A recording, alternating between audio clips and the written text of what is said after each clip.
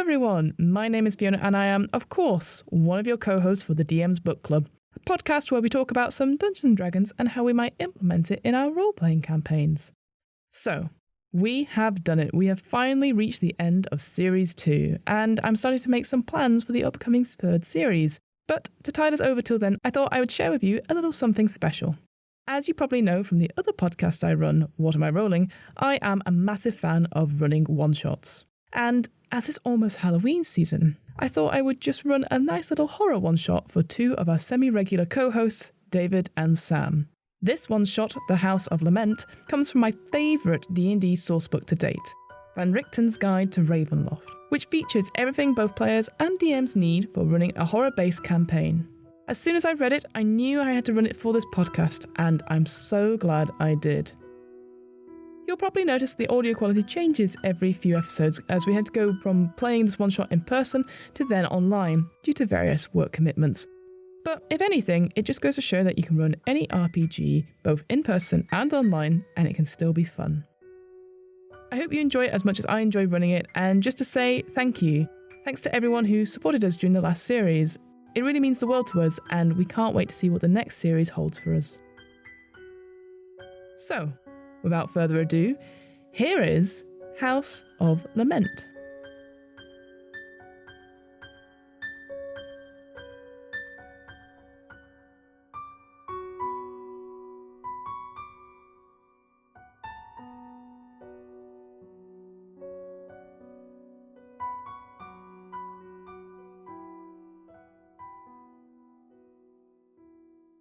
So, the story so far, you have arrived in, a bit of a pickle.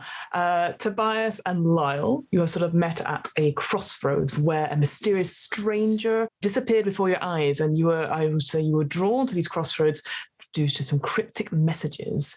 Before long, and realizing that you were trapped in what has now been known as the Mists, you arrived at a house which contained two twins, the Weathermay Foxgroves, Jennifer and Laurie, who have been called to this house because there's been some spooky goings-ons, and the families in scary skeletons.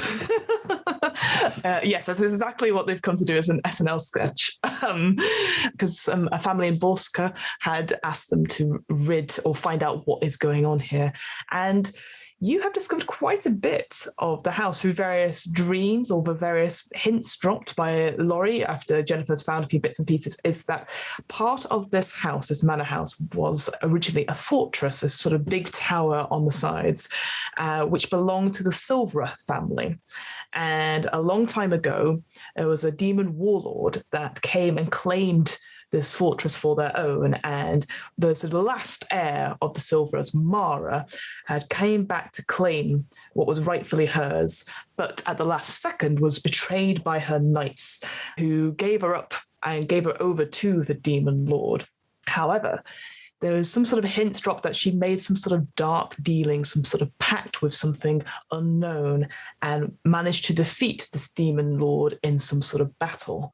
Ever since the quietening of the sort of house, letters were sent to all these noble families that were invited to the house to sort of celebrate the sort of return of Mara, only for them to go missing. And this was several hundred years ago. And the last known family that was in this house was the Halfcrests, whose portraits you have seen around the house.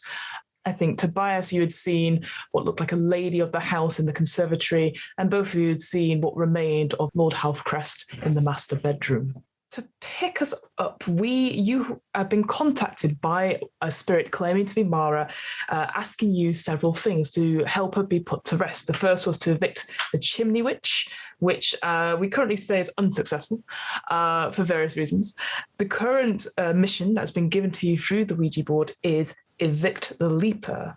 And when asked last time where the Leaper was, she spelled out the word tower. And when asked, how do we do this? There was a pause, and the words that spelled out were, do your best. I love glass half full ghosts. Other things to point out is that both of you have experienced quite a few goings-ons in this house. Tobias, you've obviously been afflicted by strange dreams and little voices sort of tickling at the back of your head saying such soothing words and giving you promises of everything you ever dreamed of if you just come down below. And for you, Lyle, well, your gift is a bit more of more manifested itself in your armpit. A sort of symbiotic being, formerly known as Brian. Brian. Who was sort of gifted you. Peace, Brian. He's not the Messiah. What was I saying? So Brian was sort of gifted to you as part of you accepting a dark gift when you were sort of on death's door and being brought back to life. And Brian has made it incredibly clear to you, Lyle, that if you are being put into danger, Brian will do everything in his willpower to make sure he is not in danger. I think we finished. I seem to remember that it was some sort of a premonition of the board going around saying he is coming. Yes. The Demon Lord, and then the planchette moved across to say yes, and it hit the ground, running, spinning out of control, ending the seance there. The lights of the candles are flickering slightly. There is definitely, as you sort of all breathe out, as all of you were holding your breath whilst partaking in the Ouija board, big clouds of sort of like hot air steaming up the room, realizing how cold it has gotten. The incense burning quite harshly, all these different scents going around, and then a sudden crack as a log in the fire breaks and continues to burn merrily. Would be a very picturesque scene, except the shadows going onto the walls are sort of casting weird shapes upon to the paintings. And it always feels like when you look at these different family portraits of various ancient sort of Halcrest family members, they're all sort of looking down towards your table, towards you entirely. What would you like to do? Can Tobias, severely freaked out by the fact that the portrait's looking at him, can he just take a torch and just light the nearest one? You go to do it, and maybe Jen will say, no, this is very old, this place. You see, if you do that, the whole parlour could go up. Please. Yeah. I'm not sure that burning this place down is the worst idea. No, I honestly, I think, look, we'll sort this out. I think we're getting somewhere. We're really connecting with this place. Yeah. Just two things. Now, I recently watched the hit stage play Supernatural, and yes, and they say that the ghosts are always anchored to a thing, and that if we destroy that, then that'll work. That's and if we burnt the house to ash, then that'll probably have done the job. Oh, that does seem a bit overkill, doesn't it? What do you think, Laurie? Oh, I've never heard of Pish Posh. I can't be bothered with all the theatre stuff. Supernatural, as you call it. Oh, sounds like one of the dreadful pennies or penny dreadfuls. Is that the one with the vampire hunters? Yes. Well, they hunt a lot of things, but they're two brothers. Oh, no, not the one I'm thinking. Attractive young woman with blonde hair. Oh, no, I don't know that one, but it's about a vampire hunter. Okay. Yeah. Laurie leans over to you, like, I believe you mean Buffet, the vampire slayer. Oh, yeah. It's a weird name, isn't it? Yes, it is, but I've got all her novels. So is that a hard no on burning the place down? A hard no for now, I think. Look, I promise you, once we're done here, we will take you to the nearest town and we'll get you home safely, and you'll be richly rewarded for all of your help, I promise. Yeah, that was going to be point 2. Can we renegotiate how much we're being paid? Because I've almost died a few times. Of course. What did we say last time? I'm sorry. My head is not for numbers. Tobias, yes, knowing that it was about 25 gold, will go, I think we said 50 gold a night. Make a deception check. Okay. Like in the natural theme, 20. Natural 20. I mean, that does sound pretty. We'll have to What do you think, Laurie?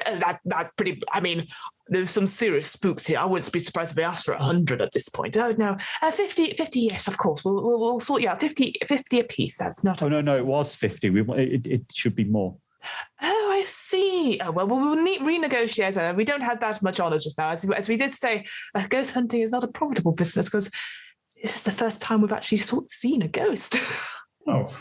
Right. Starting at 50, but we'll renegotiate later. And I look at Lyle and just go.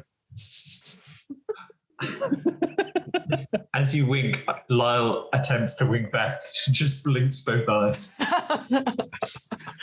And from your armpit here, like, oh, don't trust him. He's winking at you. You know what they say? How can you see? You're in my armpit. I know everything you know. I'm connected to you. Have you not seen that stage play called Venom? No, I hear it's middlingly average. What are you, Lyle? What are you doing? Nothing. Who are you talking to? Just my imaginary friend. What are you talking about? It's middling. It's got the amazing actor called Tom Hardy in it. A tour de force. Oh, your imaginary friend Brian. Yes. A tour de force, I say. Hello. I've got a couple of different imaginary friends. Working in the shoe shop, it's very dull. You have to get by. So I've got Brian, and then there's Donald. And as Lyle says Donald, a guinea pig just hops over out of his shirt and onto his shoulder. Oh, hi, Donald. Where the fuck were you keeping that? I don't know. Can you guys see Donald, guinea pig? Uh-huh. What does the guinea pig look like? What kind of guinea pig is it, Sam? White with brown and dark brown spots. Bit chubby. Yeah. Like it's he hasn't been on a wheel in a little while. When it drops to the floor, there's a definite sort of like, not crunch, but definitely sort of a hit as it definitely hits the floorboard. But it's totally fine. It's buoyant as a result. And it sort of like squeaks like, and looks up at you. Well, that's new. Okay, he's real now. That's fine. Now if I can just apparate Buffy the Vampire Slayer. No, it's not working. Well, this is better than nothing. I might just pick up Donald. This is not Donald. Hi.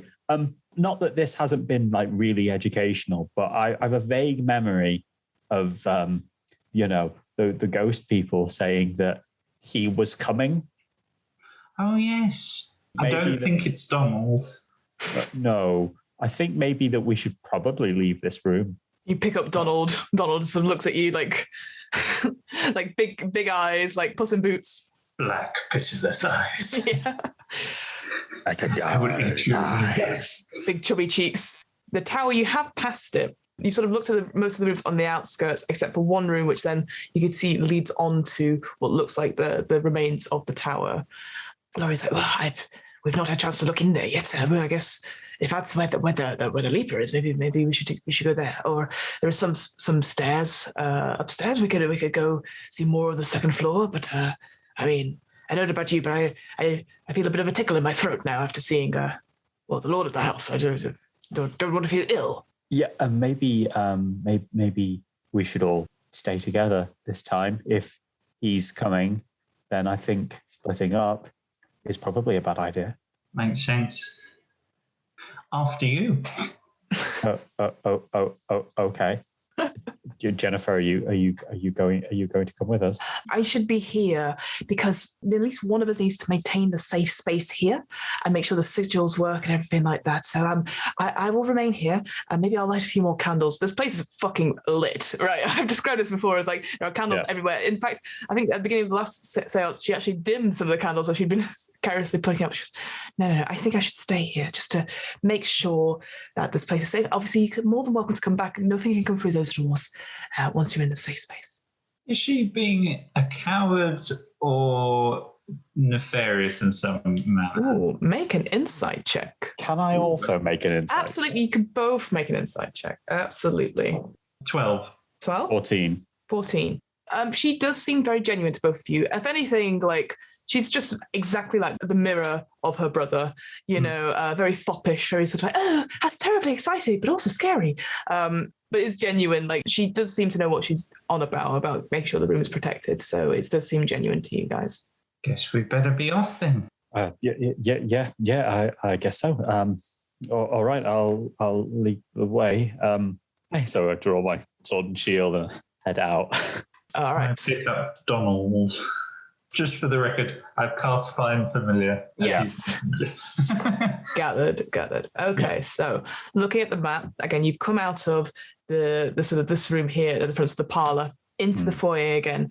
And you've been through the door onto your left, which leads onto various sitting rooms, onto the music room where Tobias cut their fingers, and onto the kitchen. And then the other corridor, which you went through, again, there's this sort of conservatory and the 2 sitting rooms. But as you sort of lead onto that way, so going to your right, you notice that there is the other door, which you have not gone through. And on the top of it, so neatly signposted and labeled, it just says gallery in big sort of like artistic font. I would like to go into the gallery, please. Absolutely. And Laurie does join you as well. Laurie, with sort of faithful sort of like lantern, and also has like a short sword as well. As you're about to go in, Lyle in your head is like, hey, remember what I said. You keep yourself out of trouble. Otherwise, it's not just you that dies. It's both me and the guinea pig. Right. Now, I'll do my best. Do your best. That's what she said. Do your best with what, Lyle? Just as a day-to-day principal, as an apprentice, trainee, intern, second in command, shoe salesman. That's a very positive attitude. Okay. Well, take every day one step at a time. From your armpit, you hear, ugh. So you open the door, Tobias. Yeah. Moody landscapes and dour busts atop marble pedestals collect dust in this modest gallery. In an alcove to the east stands a larger-than-life onyx statue of an athlete wrestling monstrous disembodied tentacles. To the west, a wall made of black stone curves into this room, an arch opening into a darkened space beyond. So yeah, around this room, you can see these sort of busts, so like the tops of shoulders and heads of various sort of statues. Each one of these sort of busts look, it's that sort of thing, when you go into an art gallery and you can tell the artist has basically used themselves as the inspiration for their stuff. It's the same face, but obviously with different features. So one, I guess, is supposed to be of a young boy, one of sort of a voluptuous woman, one of an older gentleman, but each one having the same sort of imprinted face of, like a resting bitch face, really. Just sort of like smirking as if there's a sort of smell underneath their nose. The landscapes as well, very dour. There's nobody in the landscapes as well. All the other sort of portraits and paintings of the house, you had seen people in them. Usually they have been family portraits or various relatives. Here they are just like, oil paintings and all that sort of, again, art gallery-esque in this room. What would you like to do? I guess proceed through towards the archway. Yeah. So you start to move through towards the archway. And as you sort of get there into the archway itself, the wind moans through the opened interior of this ancient tower attached to the manor. You can see stairs curving up from the floor to circle the dark granite walls and vanish into a chamber high above. It's about, I'd say, 10 feet it sort of goes up, and then you can see it twirling up another 40 feet or so up to the next sort of level, as it were. You can tell almost immediately as you sort of enter or be at the threshold, of this sort of archway, that the stone is different. And you notice that from the outside as well, that this very imposing tower is almost sort of like the last remaining bit, and then this sort of manor house was attached onto it. So you can instantly tell there is a difference here. Is there a banister on the stairs, like a handrail? There is no banister or railing on the stairs themselves. They're about 5 feet across, so you'd have to go single file if you're going up the stairs. Then, unless Lyle wants to do anything. No, I don't have any plans, really. Tobias is going to hold his shield in front of him and head up the stairs. Excellent. Laurie will go in between if that's what you folks wish. Yes, because I assume Lyle is forever at the back. So Tobias, Laurie, and Lyle. So you start to proceed up the stairs. How are you going up the stairs? Are you stealthing up the stairs, Tobias? Are you going quick, or what are you doing? I think I'm going to try and be sneaky. Excellent. So I'm guessing Lyle will be the same. So do make for me some stealth checks, my friends. I would honestly be surprised if Lyle wasn't trying to sneak everywhere. You do your box thing. Yeah, I was going to say, I've got a 5 foot wide box over my head.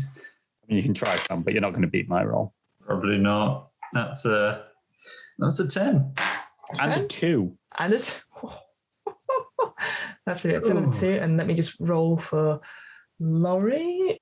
My whole idea of having familiar was that I'd be able to plop it on the handrail and make it run up the stairs so we could have a look before. But it doesn't have a handrail. I love the idea that you plop him on the floor and then he can't get up the first step, so you have to pick him back up. Yeah. Useless. Laurie got 8, so that's so the highest was a 10. So you proceed up the stairs.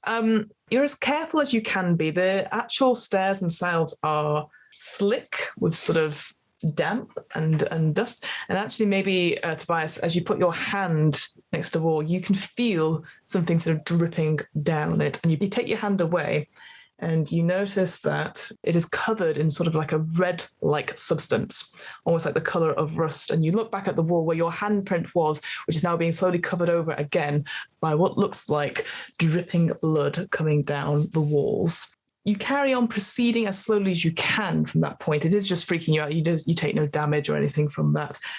When you get to about 30 feet up, so you can start to see sort of like the last sort of curl of the tower, and you see a chamber beyond. All three of you hear an almighty shriek, piercing, awful, as something wishes down in between the sort of open space where the stairs is, screeches past you as if something has fallen. You don't see anything, you just feel it. This sort of immense wind that pushes you down. Can everyone make for me a strength saving throw? 19. Success. That'll be a natural one. Oh, buddy.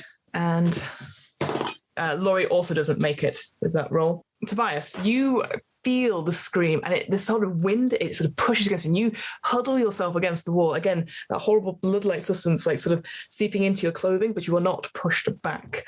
Both Lyle and Laurie are pushed back down the stairs. Again, just like sort of push back, and you sort of fall a little bit. You take 2 points of bludgeoning damage as you sort of fall slightly, not falling all the way down because you didn't fail it by much. Well, a natural one, didn't you? So you are prone on the stairs. So the screech goes past you and it sort of hits to the ground and goes. I have a quick look over to see what it is, if it's still moving. Make a perception check. That is a 8. Can't see anything, even in this dark. Like Laurie's lantern, like it's flickering slightly, so there are horrible shadows being cast on the walls. You can't see anything. As you look over, though, all of you hear another screech as something from the top starts to fall again straight towards you. Can you both make for me a strength saving throw again? Do I have time upon hearing the shriek to grab Lyle and push him back against the wall? Absolutely, you can do that. Okay, just because he's over the edge. Yes. I got another natural one. Mine was 13. 13 fail as well. But I'm going to use Primal Scream to give myself advantage. Yes, do it. That is 12. 12 does not succeed. So you both take 2 points of bludgeoning damage this time, and you sort of, again, force back against the wall. I think at that, thankfully for you, Tobias, you're grabbing Lyle at the last second, pulling him back. Laurie doesn't make it either. So again, you just sort of held back slightly, and Laurie's like, good gosh, what is that, chaps? I'm gonna assume that's the leaper. So I think we should.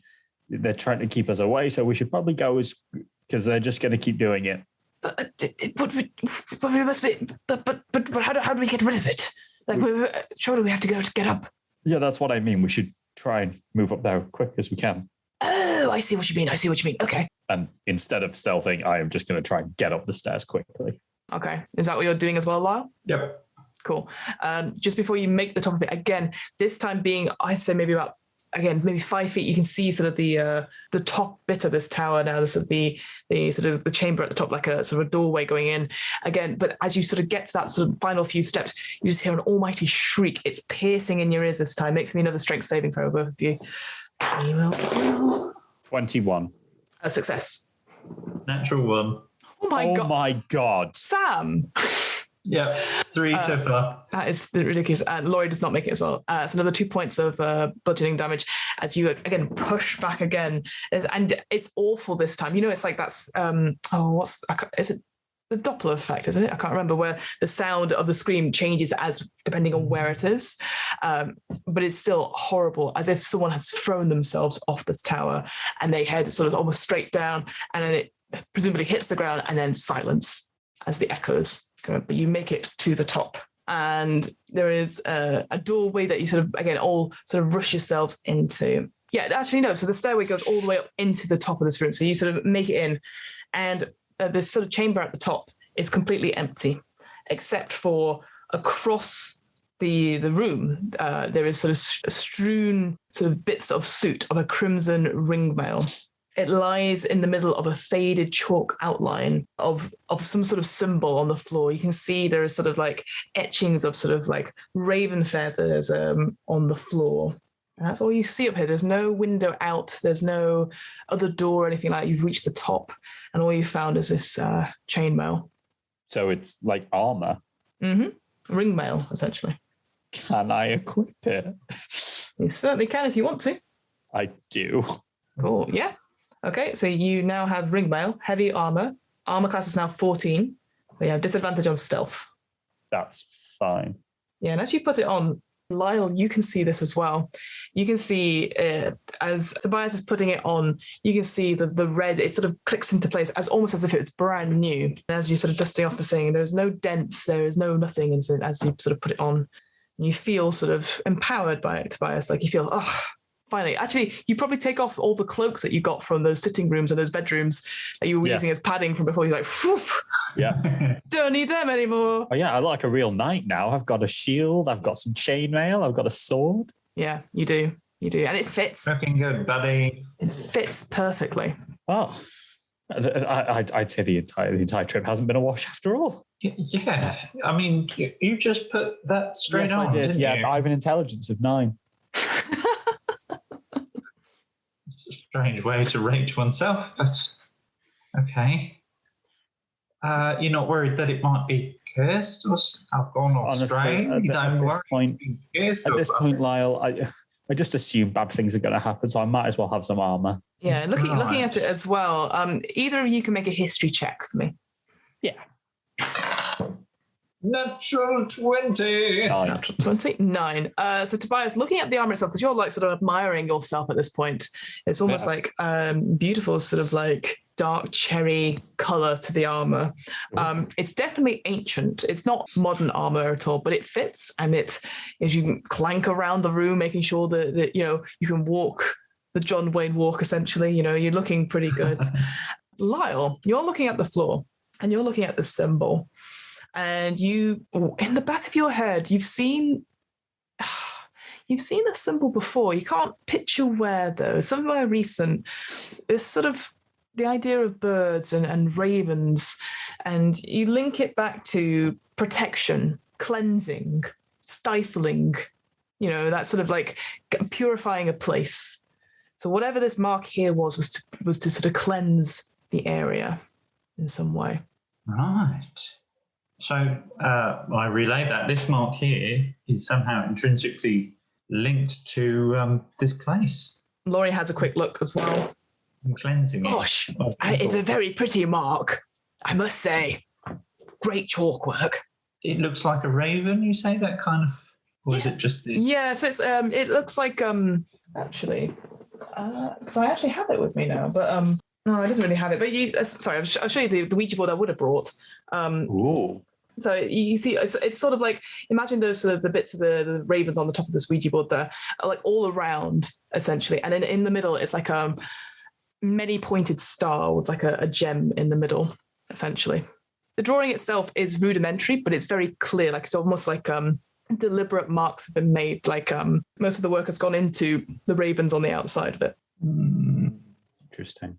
Brian's like, hey, it's all right. He's put the armor on. You don't need it. You got me. Yeah, no, I don't really do heavy things. No. The ground near the sigil, is there any... We saw this... Why am I doing the live voice now?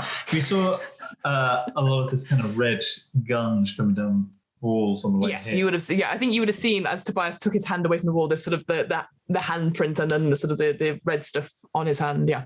there any of that in this room or dried? Make a perception check. Ugh. Tobias, you're sort of going around going, yes, this feels yeah. amazing. Yeah. Like, oh, look at me. Proper Gaston moment, yeah. Yes. Go on, yes. Lyle fans himself. He gets a 15. 15. So you can't see any blood-like substance here, any dried or otherwise. You maybe popped out of the room briefly to look at the wall again. Nothing on the walls. Nothing at all. It's gone. Wonderful. So there's no sign of the leaper or anything like that. Whilst you're in the room, I would say, you do hear another screech, but because you're in the room, you're not affected by it. And it happens, because as you're putting the armor on over 10 minutes, it happens roughly once every 10 seconds. Jesus. Ugh. And it's the same pitch. It's the same sort of it's the same screen over. It never dulls. Can I try and, using the sound of the scream, sort of pinpoint more where it's coming from? Sure. Its source? Yeah, make a perception check. Natural 20. Oh, excellent work. So, Tobias, you take, again, whilst you're putting your armor on, you're properly intent on listening to it. And Lyle will get this as well with the natural 20. I think you'd both be working on this. The scream originates literally outside of, essentially, the stairway is like a corkscrew going up. And as it sort of gets up to the final bit, then you have the chamber. So there's no door. I sort of made that up before. On the ledge outside, it feels like whatever it is steps off and falls from the highest point all the way to the lowest point.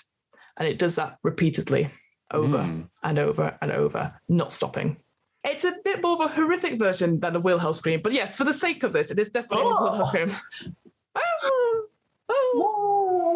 Should we try and stop her from falling? Or is it something to do with this sigil we're supposed to do? I hope it's not something grim, like we've got to sacrifice a goat or something. Well, we do have a guinea pig. Yeah, it's imaginary though, so I don't know if it'd work. Okay, we could try and... But thanks for so quickly jumping to a conclusion that we would sacrifice my close personal imaginary friend. You're welcome. Donald is on your shoulder, Lyle, and Tobias, as soon as you said it, Donald is staring at you, does not leave you. It's like, if it could do two fingers, it probably would. Yes. I'm imagining the hamster from Bolt. Yes, absolutely. Absolutely. Is there any kind of magical hum coming off the sigil? Ooh, make for me an Arcana check. Or if you've got any spells that can do it, you can also have a look there too. 14. 14. It's definitely not like a glyph. You probably have seen glyphs before of warding and all that sort of thing. It's just not active. You get the sense that whatever this was more of a... What's the word? It's like a non-magical way of purifying things. So, when people make symbols of peace or of cleansing areas, so like closing the circle and all that sort of thing, that's what it feels like here. Whoever was in this space drew the symbol to purify the evil from this room with the bits of ringmail that were sort of everywhere on it. You do think that is connected to the ringmail, because it seems most of the ringmail was connected in this thing. But at the same time, the sigil itself does not seem disturbed in any way. Certainly when Tobias picked up the first bit and started putting it on, there was no sense of it breaking, if you see what I mean. There's no magical hum or nothing like that. You would definitely get that. Right, I'm stumped. Let's... After you, Tobias. Okay, and I'm going to go to the sort of source of the scream, and if anyone appears, just try and grab them and pull them in. Interesting. You're holding your action to grab... if you see something, to grab it and pull it in. Yeah, anti-suicide watch. Okay. Lyle, what are you doing at this point? Keeping a safe distance. Yeah.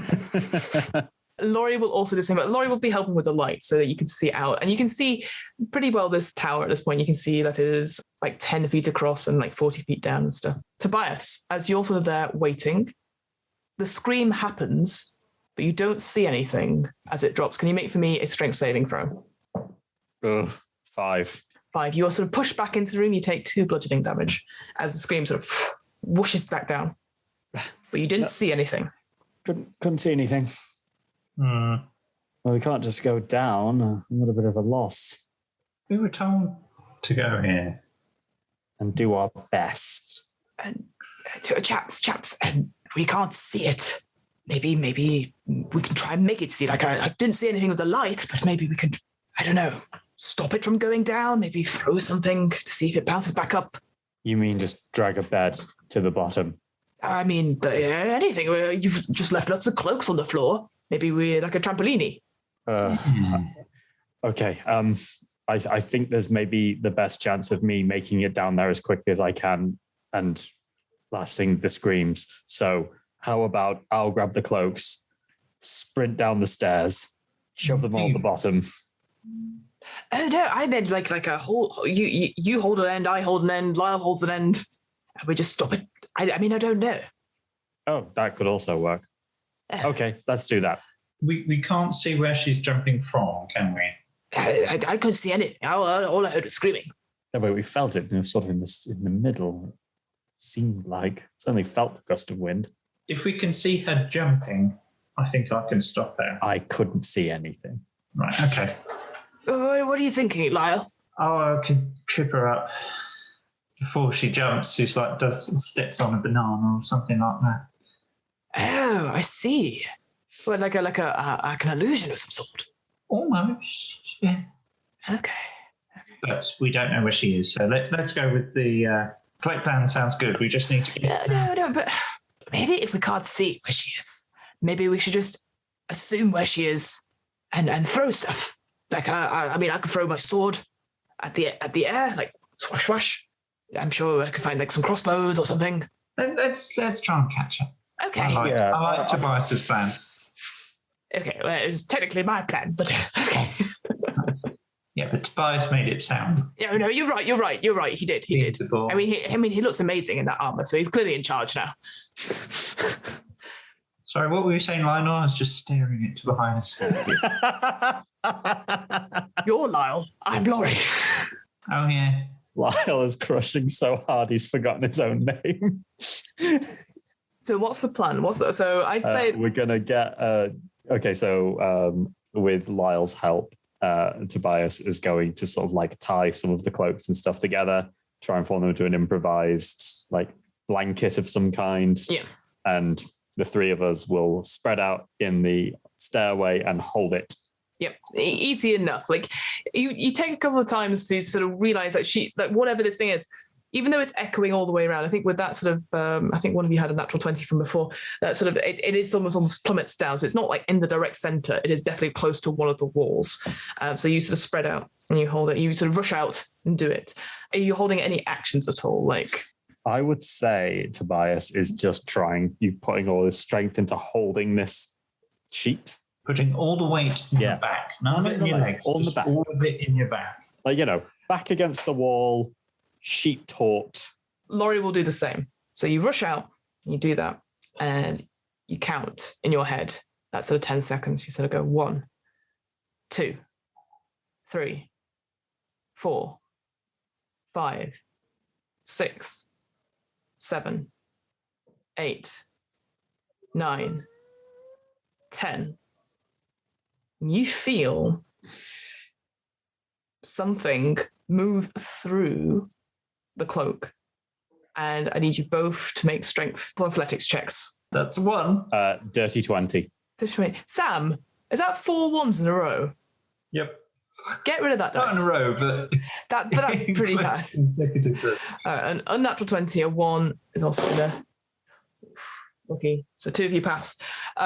Tobias and Laurie hold strong. Lyle, it starts to slip from your fingers, and you're holding on, but you're moving towards the edge of the precipice as something tries to pull itself through these cloaks. And I think the way you'll see it, I think Lyle, actually, you probably slip a little bit and fall a little bit under the cloak, so you can see a face appearing, sort of the impression of a face as it is clearly like tearing itself down, but it is struggling against the fabric. So you hold it strong and it stops. The screaming stops dead and the face retracts. And you all sort of like maybe look up at this point, the lantern from Laurie sort of, flickering, and you can see something, or almost sort of an outline of something just there. And it rushes straight towards Lyle. Let's roll initiative. Ooh. I got a 10. I also got a 10. Ooh, who has the highest dex? Mine's +0. Mine's +0. It's a 10. So you can both go and you can choose on the same time, so that's fine. This creature. I don't like that eyebrow raise. That means we're fucked. The fact that only one of us has died so far is frankly an achievement. Also, because we've ran away from every single fight. This is true. But going up the stairs, I've lost 6 HP.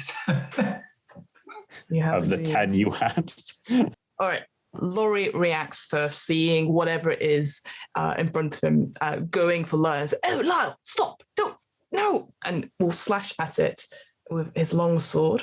He can make 2 longsword attacks, so he will do that. He gets to make 2 attacks. He does. He hits on the first one. Bastard. Natural 1 on the second one. So he overstretches. It's like he slashes at this creature, goes through whatever it is. But like this again, you can see right through it, but there is definitely an outline of some sort. So he overstretches, does it, and he goes, "Oh gosh!" And moves backwards before plummeting to his death. And that is only. Sorry, Fiona. Plummeting to his death. No, he doesn't plummet to his death. Oh. No. He moves back. He moves back. Sorry. Like, that is an unfortunate natural 1. That was a very... You died. You dealt with it so matter-of-factly. Yeah, and then he plummets to his death. And then he dies. So he slices through the air at this creature. And you can see the sword go through the outline, like again, and it just reforms. And this creature again howls as it's going towards Lyle. But it is both of your turns. Tobias, Lyle, who is going first? What are your plans? I have a plan, if you don't mind, Sam. Go for it. Actually, wait, are you going to move? Because if you're going to, mine involves standing next to you. It would get an opportunity attack, so I didn't Lyle's realize. probably on the floor, terrified. Okay, then I will use my full movement or as much of it as it needs to go and stand beside Lyle. Yep, easy enough. I will use my action to attack. Yep. Hopefully this does some. Nope, that's a 7. 7 doesn't hit. You sort of get to the front and then you sort of wave out at this creature, but again, you blink and it's not there, and then you blink and it reappears. A sort of weird shaped outline, almost Predator style. You can sort of see it. It's sort of a haze sort of thing. Can I use my bonus action to shove the creature? But I kind of want to, and tell me if I can't do this, but I kind of want to sort of like hit it side on to see if I can bash it so I am between it and Lyle. Read out the whole thing with it, because I think you can shove it. It's literally just bonus action, make an attack roll to shove a creature 5 feet. Do it. Why not? Go for it.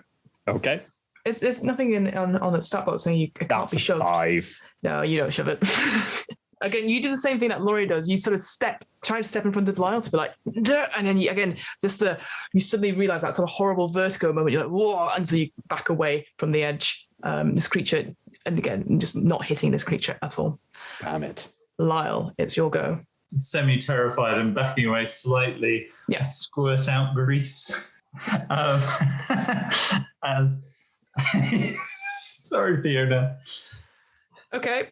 As this torrent of grease squirts over the ghost from my outstretched hand. And I cast grease. So can it make a dexterity saving throw? Oh, okay. Ooh, that is a 7. It falls prone. Oh, it doesn't fall prone. It's immune. Oh, is it immune to prone? Well, I'll let you take that back. Because I didn't know that was the thing. No. What else could you do? I could do a burning hands. No, I could do it. Yeah. If you go to squirt and you go, wait, like a hairspray type thing with a candle. Well, that's also a dexterity saving. Well, we'll take the same. So that is a 7. Okay, in which case I will do that damage. Not bad.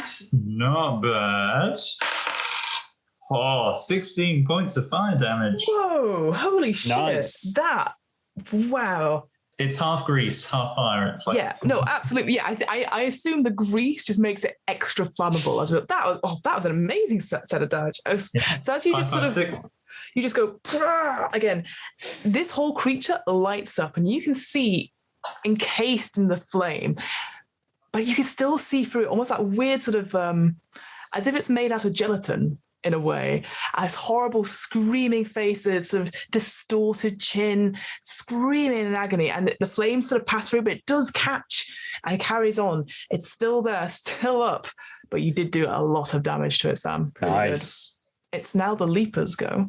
The Leaper's not very happy. It's screaming towards Lyle.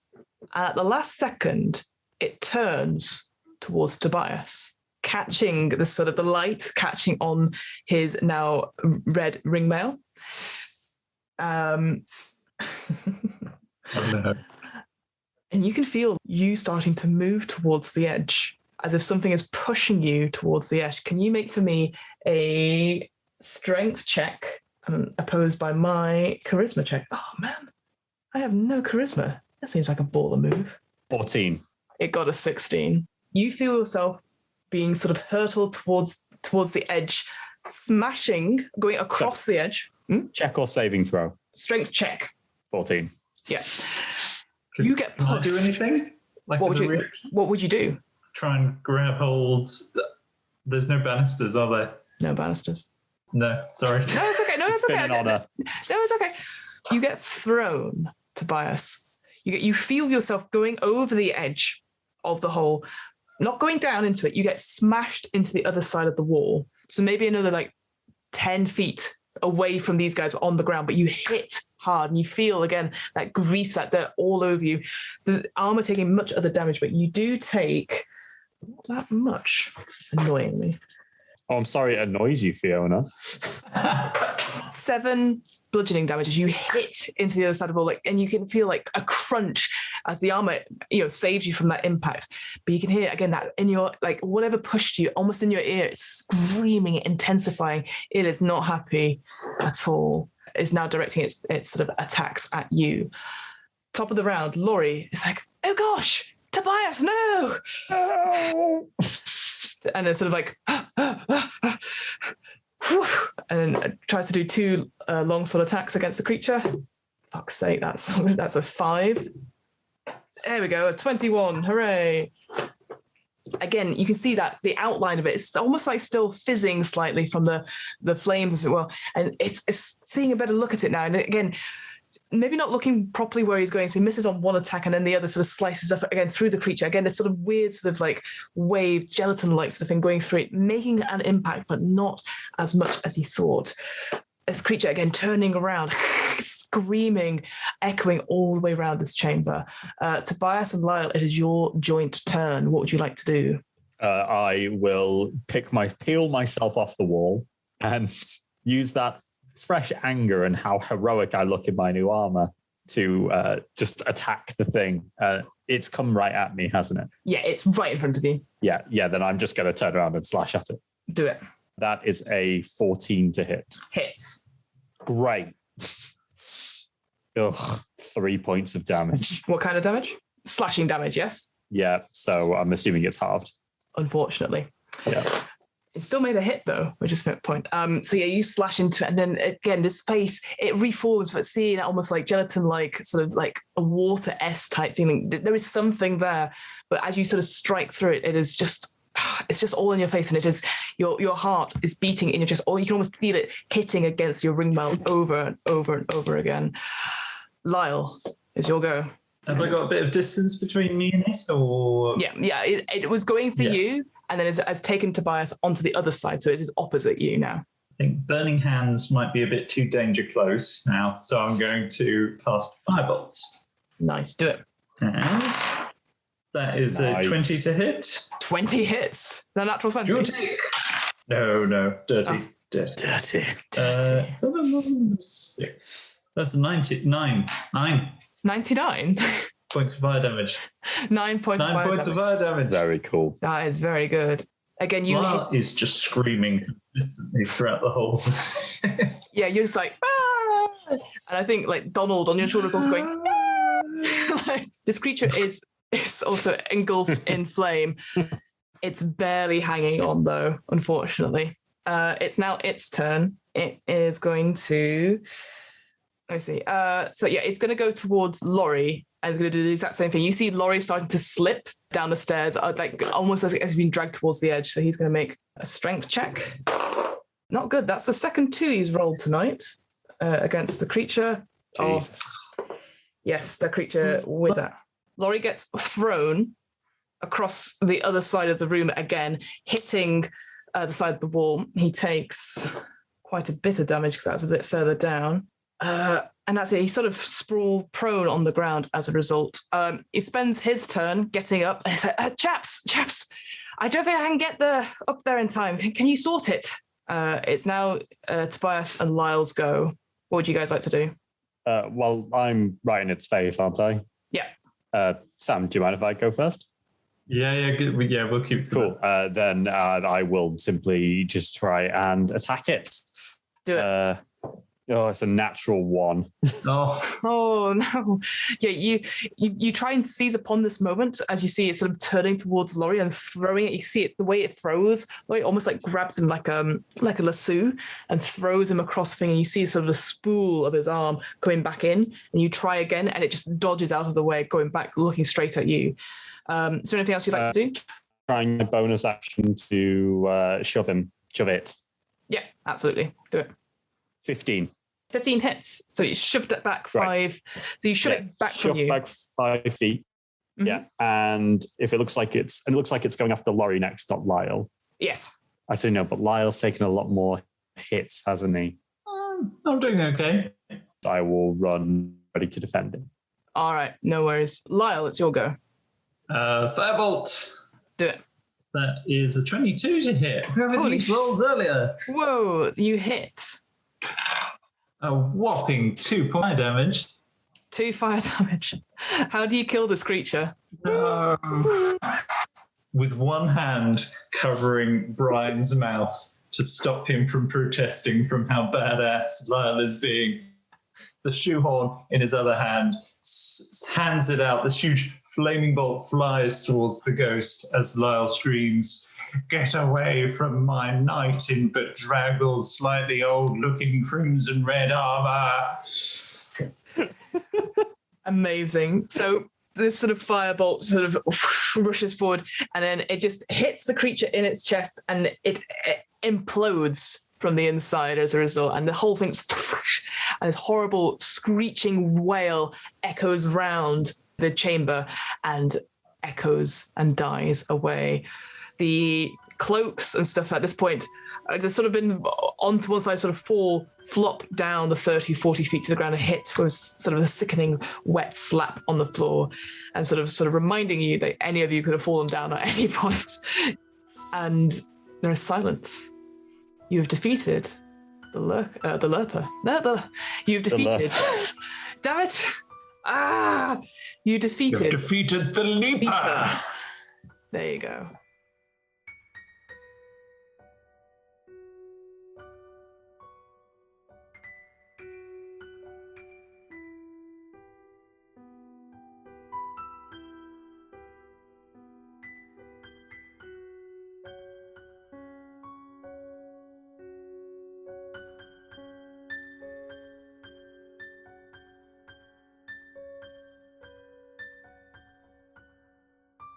Thank you so much for listening. You can come find me and pretty much every other co-host we've had on the show at What Am I Rolling, a twice-monthly RPG one-shot podcast, available on the What Am I Rolling website and wherever you listen to podcasts.